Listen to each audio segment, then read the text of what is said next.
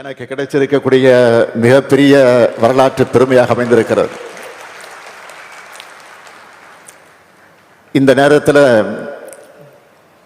என் நெஞ்சின் ஆழத்தில் ஒரு சின்ன வருத்தம் ஏற்பட்டிருக்கு.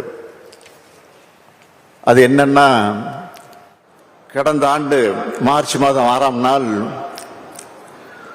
தோல் சீலை போராட்டத்தோட 200வது ஆண்டு விழா நாகர்கோவிலில் நடந்தது. நானும் சகாவு பினராயி விஜயன் அவர்களும் அந்த நிகழ்ச்சியில கலந்து கொண்டோம். வைக்கம் நூற்றாண்டு விழாவை மிக சிறப்பாக நடத்தணும்னு நான் குறிப்பிட்டு பேசினேன். 2023ஆம் ஆண்டு ஏப்ரல் 1ஆம் தேதி கேரள அரசின் சார்பில் மிக சிறப்பான விழாவாக ஏற்பாடு செஞ்சு என்னையும் அழைச்சிருந்தார் மாண்புமிகு முதலமைச்சர் பினராயி விஜயன் அவர்கள். இப்போ எங்களுடைய அழைப்பை ஏற்று வருகை தந்திருக்கிறார். இந்திய அளவில் ஆளுமை மிக்க தலைவர்களை ஒருவராக விளங்கக்கூடியவர் மாண்புமிகு பினராயி விஜயன் அவர்கள். பெரியார் நினைவகம் மற்றும் நூலகம் கட்டுவதற்கான அனுமதியை தந்தது முதல் எல்லா முன்னெடுப்புகளுக்கும் அவர் உறுதுணையாக இருந்திருக்கிறார். அவருக்கும் கேரள அரசுக்கும் கேரள அமைச்சர் பெருமக்களுக்கும் அதிகாரிகளுக்கும் என்னுடைய அன்பையும் மரியாதையும் நன்றியும் நான் இந்த நேரத்தில் தெரிவித்துக் கொள்ள விரும்புகிறேன். வைக்கம் போராட்டம் எப்படி கம்பீரமானதோ அதே போலவே இந்த நினைவகத்தையும் கம்பீரமாக அழகியலோடு அறிவு கருவூலமாக உருவாக்கி இருக்கக்கூடிய தமிழ்நாடு அரசினுடைய பொதுப்பணித்துறை அமைச்சர் ஏவா வேலு அவர்களை நான் மனதார பாராட்டுகிறேன். அவருக்கும் இந்த துறையின் அதிகாரிகள், அலுவலர்கள், கட்டுமான நிபுணர்கள் எல்லோருக்கும் என்னுடைய பாராட்டுக்கள்.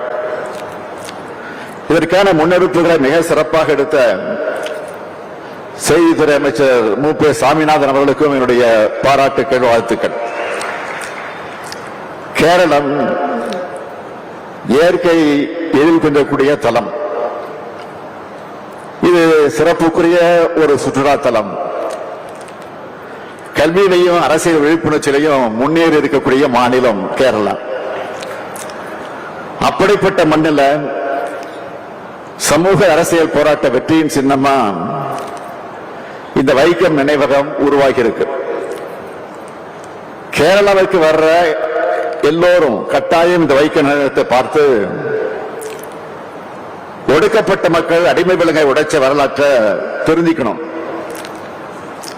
வைக்கம் போராட்டத்தினுடைய 100ஆண்டு விழா கொண்டாட்ட அறிவிப்புகள்ல பெரும்பாலானவற்றை நிறைவேற்றி இருக்கிறோம்.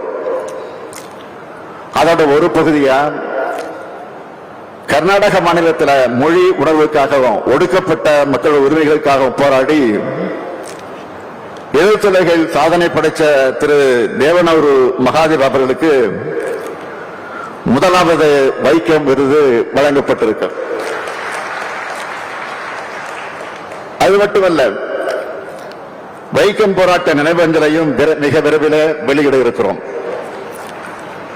பேரறிஞர் அண்ணா அவர்கள் தந்தை பெரியாரை பற்றி, அவருடைய சிறப்பை பற்றி சொல்லும் போது குறிப்பிட்டதை நான் இங்கே நினைவுபடுத்த விரும்புகிறேன்.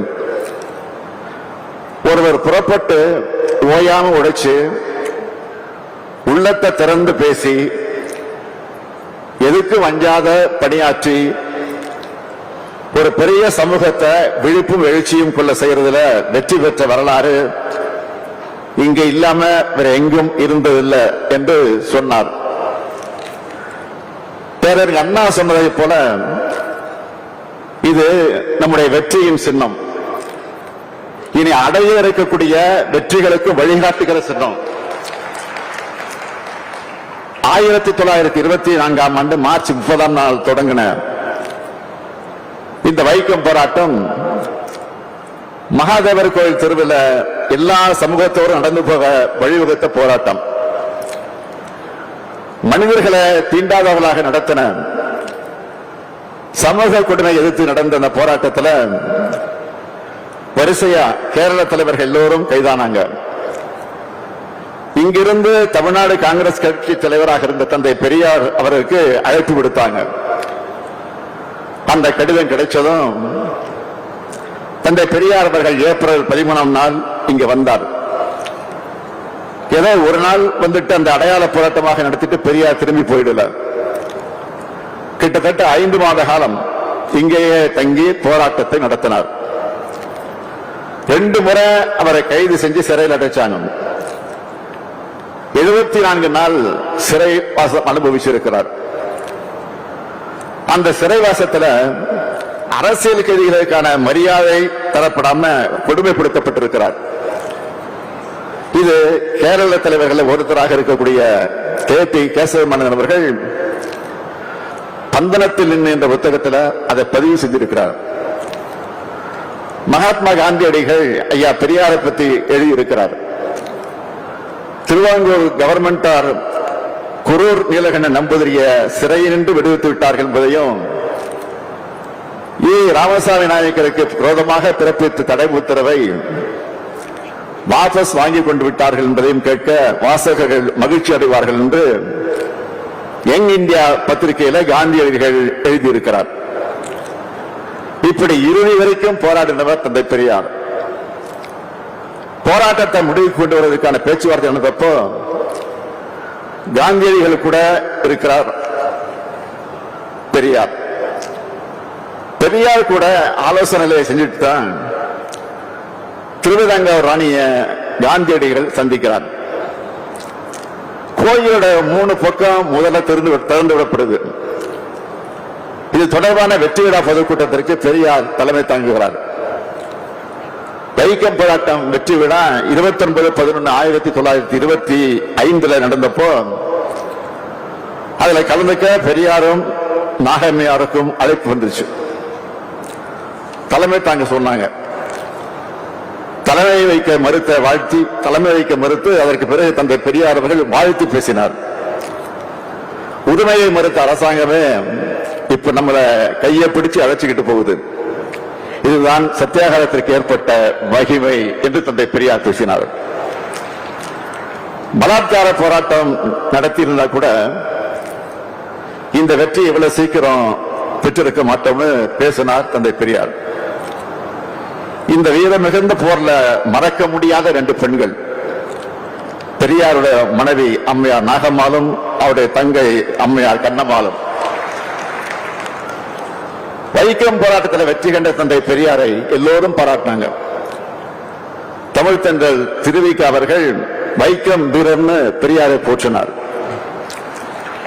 மூதறிஞர் ராஜாஜி அவர்கள் தீரரை போற்றுகிற தமிழ்நாடு எழுதினார். இதையெல்லாம் விட புரட்சியாளர் அம்பேத்கர் எழுதினது மிக முக்கியமானது. இந்த சமூக அமைப்புக்கு எதிராக தீண்டத்தகாத மக்கள் பொதுச்சாலையை பயன்படுத்துகிற உரிமையை பெற 1924 திருவிதாங்கூர் மாநிலத்தில் எடுத்த முயற்சி மிக முக்கியமானதுன்னு புரட்சியாளர் அம்பேத்கர் குறிப்பிட்டார். இதுக்கு பிறகுதான் மகத் போராட்டத்தை தொடங்கினார் புரட்சியாளர் அம்பேத்கர் அவர்கள். திரு ராமசாமி நாயக்கர் சிறந்த சுதந்திர போராட்ட வீரர். நம்ம சிந்தனையிலும் செயலிலும் காந்தியத்தை கொண்டிருந்தாலும் சமூக மாற்றமே இந்தியாவுக்கு முதன்மையானது உறுதியா நம்புறவர்னு 1928ஆம் ஆண்டு பாராட்டியவர் புரட்சியாளர் அம்பேத்கர் அவர்கள். வைக்கம் போராட்டம் என்பது கேரளத்துக்கான போராட்டம் மட்டுமல்ல, இந்தியாவில் தொடங்கின பல்வேறு சமூக நீதி போராட்டங்களுக்கான தொடக்க புள்ளி. அமராவதி கோயில் நுழைவு, பார்வதி கோயில் நுழைவு, நாசிக்ல இருக்கக்கூடிய காலாராம் கோயில் நுழைவு போன்றவற்றுக்கு புரட்சியாளர் அம்பேத்கர் முயற்சிகள் காரணம்னா, தமிழ்நாட்டில் சுசீந்திரம் கோயில், மதுரை மீனாட்சி அம்மன் கோயில், திருவண்ணாமலை அருணாச்சலேஸ்வரர் கோயில், திருச்சி மலைக்கோட்டை கோயில், மயிலாடுதுறை கோயில், சென்னை திருவல்லிக்கேணி பார்த்தசாரதி கோயில், ஈரோடு ஈஸ்வரன் கோயில் நுழைவுக்கு தந்தை பெரியாரும் சுயமரியாதை இயக்கம் தான் காரணம். ஈரோடு ஈஸ்வரன் கோயிலுக்குள் 1929ஆம் ஆண்டு அடியெடுத்து வச்சதிலிருந்து தமிழ்நாட்டோட பல கோயில்களுக்கு சுயமரியாதை இயக்கத்துக்காரங்க நுழைய முடிவு செஞ்சது. இந்த நிலையில தான் 1939 சட்டம் இயற்றப்பட்டு கோயிலுக்குள்ள வரவங்க எல்லோரையும் அரசு பாதுகாக்கணும் உத்தரவாதம் பெறப்பட்டது. கேரள சமூக சீர்திருத்தவாதிகளான டி.கே. மாதவன், கே.பி. கேசவமேனன், கே. கேலப்பன், மன்னத்து பத்மநாபன், ஜார்ஜ் ஜோசப், டாக்டர் பல்பு பத்மநாபன் போன்றவர்களும் தமிழ்நாட்டு சமூக சீர்திருத்தவாதிகளான தந்தை பெரியார், கோவை ஐயாமுத்து, எம்பெருமாள் நாயுடு, தங்கபெருமாள், நாகம்மாள், கண்ணம்மாள் போன்றோரும் ஒன்னா சேர்ந்து நடத்தின போராட்டம் தான் வைக்கம் போராட்டம். தமிழ்நாட்டில் இருந்து கலந்து கொண்டவங்க பட்டியல் மிக நீளமானது. தமிழ்நாட்டில் இதுக்காக நிதி கொடுத்தவங்களும் அதிகமான பேர். சமூக சீர்திருத்த போராட்டங்கள்ல இது போன்ற ஒருங்கிணைப்புக்கு இருந்தால்தான் வெற்றி பெற முடியும் என்பதற்கு மாபெரும் எடுத்துக்காட்டு வைக்கம் போராட்டம். 100 ஆண்டுகளுக்கு முன்னால இருந்ததை விட இப்ப சமூக ரீதியாகவும் அரசியல் வழியிலும் பொருளாதார சூழ்நிலையிலும் முன்னேறி இருக்கிறோம். ஆனா இது போதாது. இன்னும் நாம் முன்னேறி போக வேண்டிய தூரம் நிறைய இருக்கு. உயர்ந்த சாதி, தாழ்ந்த சாதி, ஏழை பணக்காரன், ஆண் பெண் ஆகிய பாகுபாடுகளுக்கு எதிரான நம்ம போராட்டத்தை நாம் தொடரணும். முன்னாடி இருந்ததை விட வேகமா செயல்படணும். நவீன வளர்ச்சியால இந்த பாகுபாடுகளை முழுமையாக நீக்க முடியல. அதுக்கு மனசளவு மக்கள் மாற வேண்டியது அவசியம். எல்லாத்தையும் சட்டம் போட்டு மட்டுமே தடுக்க முடியாது. சட்டம் தேவைதான், அதை விட மனமாற்றமும் நிச்சயம் முக்கியம். யாரையும் தாழ்த்தி பார்க்காத சமத்துவ மக்களோட மனசுல வளரணும். பகுத்தறிவு சிந்தனைகள் வளரணும். அரசியல் கண்ணோட்டத்தோட எதையும் அணுகிற பார்வை வளரணும். தந்தை பெரியார், புரட்சியாளர் அம்பேத்கர், ஸ்ரீ நாராயணகுரு, மகாத்மா ஜோதிபா புலே, சாவித்திரிபாய் புலே, ஐயன் காளி, காரல் மார்க்ஸ் എന്നിവരുടെ ആശയങ്ങളും സിന്ധുകളും ஒரே வியக்திலும் எதிர்ச்சரியாளம். அதுக்காகத்தான் எல்லாருக்கும் எல்லாம் என்ற கொள்கையை அரசியல் கொள்கையாக மட்டுமல்ல, ஆட்சியின் கொள்கையாகவே தமிழ்நாட்டில் திராவிட மாடல் அரசால அறிவிச்சிருக்கிறோம். தொட்டால் தீட்டு, பார்த்தால் தீட்டு, தெருவில் நடந்தால் தீட்டு என்ற காலத்தில் இருந்து கருவறைக்கு அனைத்து சாதியினரும் அர்ச்சகராகலாம் நிலையை நோக்கி இன்று அடைந்திருக்கிறோம். தமிழ்நாட்டை போலவே கேரளத்திலும் பல புரட்சிகரமான முற்போக்கு திட்டங்கள் செயல்படுத்தப்படுகிறது. வைக்கம் போராட்டத்துக்கு 100 விழா கொண்டாடுகிறது. அந்த போராளிகளை போற்றுவதற்காக மட்டுமல்ல, அவங்க விரும்பின சமநிலை சமுதாயத்தை அமைப்பதற்கான நம்முடைய கடமையில் முன்னேறி செல்ல. வைக்கம் ஒரு ஒற்றப்பட்ட விஜயம் அல்ல, பின்னீடுள்ள விஜயங்களுடைய தொடக்கம் ஆயிருந்தது. எல்லா மேഖലയിலும் தொடர்ச்சியாக விஜயங்கள் நிறுதி நின்று நமக்கு உറച്ചു നിൽക്കാം. എന്ത് തടസ്സങ്ങൾ എന്താലും നമ്മൾ അവയെ തകർക്കും. നമ്മുടെ ആദർശങ്ങൾ ഉയർത്തി പിടിക്കുന്നതിൽ നമ്മൾ വിജയിക്കുകയും എന്ത് വില കൊടുത്താലും ഒരു സമത്വ സമൂഹം സ്ഥാപിക്കുകയും ചെയ്യും. வாழ்க பெரியாரின் புகழ், வாழ்க பெரியாரின் புகழ். நன்றி, வணக்கம்.